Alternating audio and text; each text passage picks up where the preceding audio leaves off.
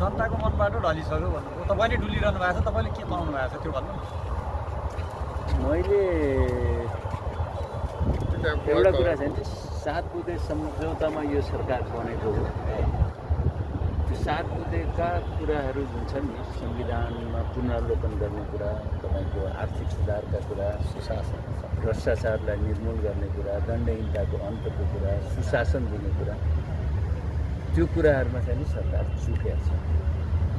त्यो कुराहरू जरुरी छ र संविधानमा पुनरावलोकन गर्ने कुरा चाहिँ यो नेपाली कङ्ग्रेस र एमालेको 2/3 बहुमत छ भनेर बनाउने होइन।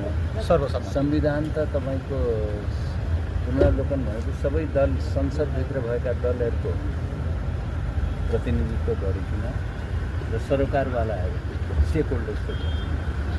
स्टेक होल्डर्सहरूलाई पनि समावेश गरिकन उनीहरूको पनि राय लिएर अगाडि बढ्न सक्यो भने समय लाग्छ। संविधान पुनरावलोकन गर्ने भने समय लाग्ने कुरा हो, तर 9 महिना भइसक्यो, सुरु गरेको भए हुन्छ।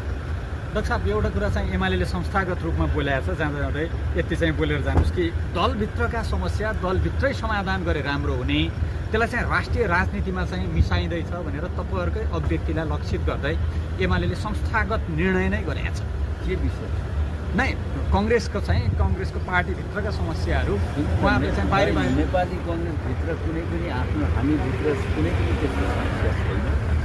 त्यो उहाँहरूलाई लागेको हो।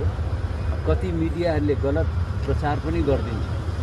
मेरै बारेमा पनि कति मिडियाहरूले तपाईँको सरकार ढाल्न खोज्यो भन्ने कुराहरू पनि ल्याउनै भएको छ। त्यो होइन, यो सरकारलाई असफल हुने छुट छैन।